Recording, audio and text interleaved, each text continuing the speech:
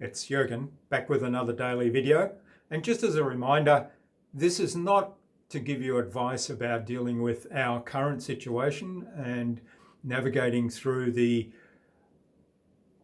uncertainty of the COVID-19 virus and how it impacts on our day-to-day lives and our business. No, because we're all making it up, right?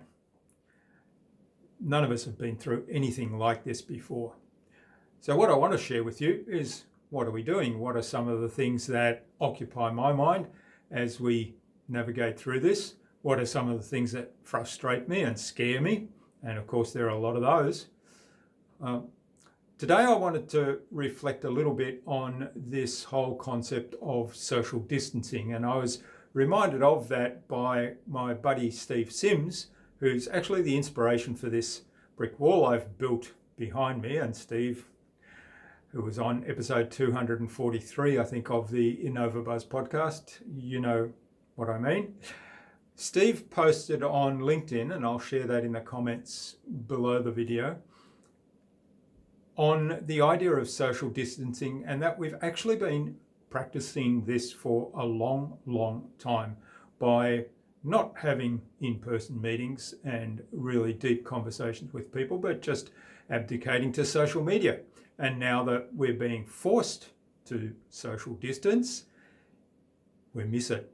We miss those social interactions. We miss having coffee with our buddy and our buddies. And it reminded me of a conversation we're having in our cycling group at the moment, because we have been, as a practice for many years, so probably more than 20 for me, going out on a morning ride every single morning with a group of anything up to about 25 or 30 cyclists all together. We get together for a coffee afterwards. Now, of course, with the new social distancing rules that are in place here in the area where I live in Australia, we can't do that because we have to keep a social distance of at least 1.5 meters, and group gatherings of more than 10 are no longer allowed. In fact, more than 2 is discouraged.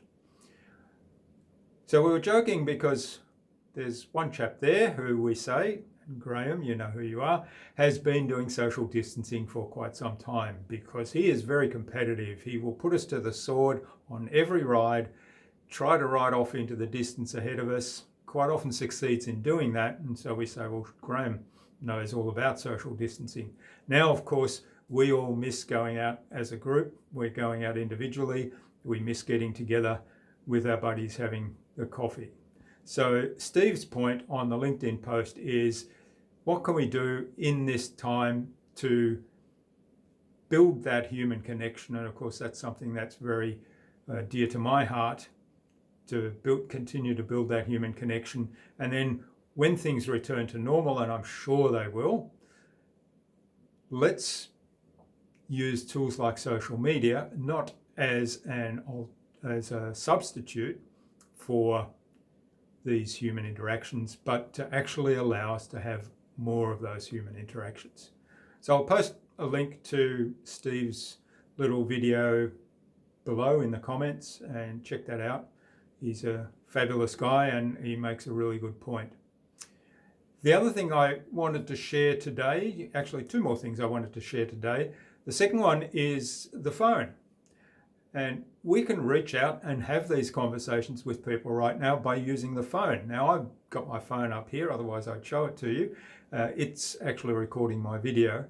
But once I've finished recording the video, I will then use it to make some phone calls, connect with some people, and make sure that I continue those conversations that I might be having in normal circumstances in person with those people. So make use of the phone calls. Of course, at the same time, what I've noticed is that there's a lot of fraud calls coming through now. It seems to have spiked in the last week or so, fraud calls, fraudulent SMSs. So just keep an eye out for those. So SMSs that say things like, here's the official government website about how to deal with coronavirus. And the URL is very, very suspicious. I don't know what happens when you click on it, but I'm certainly not going to do that. because I know what the official government website URLs look like. So just keep an eye on those. I'm certainly getting inundated with them and am paying very close attention to not clicking on any suspicious URLs, because unfortunately there are people out there that are using this situation, as I mentioned in my first video, to profit from it, and not always in an ethical way. The other thing I wanted to share today was just a couple of tools that we use on a day-to-day basis for working with our remote team, and I thought that might be something for you to check out as well if you're not familiar with these. The first one is Slack. It's a communication channel. It's basically a live chat means where we have our own dedicated area. The team can talk to one another all the time. There's group chats. We have little water cooler, they call them channels, set up. It's almost like virtual rooms everywhere, and some people will have access to all of those rooms where we can have a group chat. And then there's a personal one as well, which is like your personal virtual office where you can have one-on-one chat with the different people. It's also got lots of different connectivity, so you can share documents, you can share screenshots and photos and videos in there. And speaking of video, the other great tool we use to quickly send an instruction using screencast or a personal video like this where I might get on camera is video recordings, and what we use is Dubb. It's a really great tool that works within Chrome, and they do have a free version available, so if you don't currently have anything, then don't necessarily pay for something until you work out that you really do need it. And certainly in this day and age, we might want to be really careful about cash flow.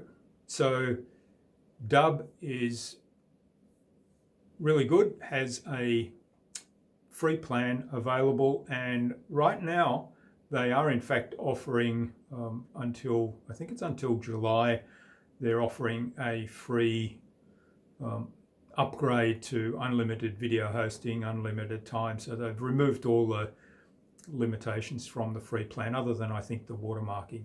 So well worth checking out. Now the other one that is really good that we have used in the past is called Loom. I think it's at useloom.com.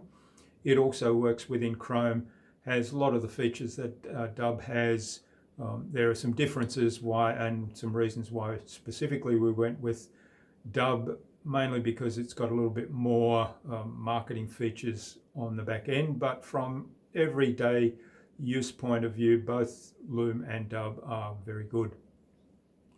So in the next few days, I'll share some more of the tools that we use to work remotely, just to give you some ideas from the point of view of people that have been using them for a long time.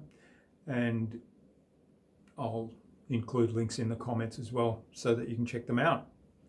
And other than that, podcasting. I wanted to touch on podcasting, and in particular podcast guesting. Now, I've read that podcasting has really taken off in a big way since this pandemic has really impacted on all of our businesses. And that's not surprising to me, because I think, it's really important to get all our messages out there. For those of us that have something important to say, get the message out in front of the audience that we want to reach.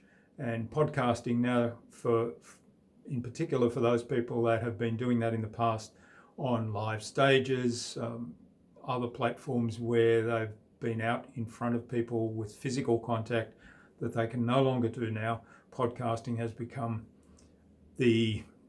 one of the go-to places they can get that message out still. Unfortunately, I've had a couple of my guests cancel, and I understand that. They've got other stuff going on. They've been impacted in some way by the situation as it is now.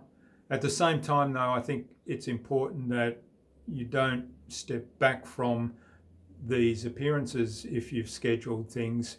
So hopefully those guests will come on the show fairly soon. And if you have the opportunity to be a guest on various podcasts, take that opportunity. and go out and look for them if you want to get your message out in front of your audience. I think that's a great way to do it. Anyway, that's all for today. As I have said in the other video, and I will continue to say, if you want to reach out to me, have a one-on-one conversation, no obligations, just kind of break out of the four walls, at least virtually, that you might be stuck in right now, reach out through innovabiz.co/quick call. I'll post that link in the comments also. I keep thinking I want to say show notes, but I'm not recording a podcast episode right now. So in the comments, you'll find that link as well. And reach out, schedule a time. We'll have a quick 15-minute chat, no obligation. It's just shoot the breeze, get to know one another, compare notes with how we're dealing with the situation we're currently in, and really just continue this conversation. That's it. Bye for now. Stay safe, stay well, and keep being awesome. Bye.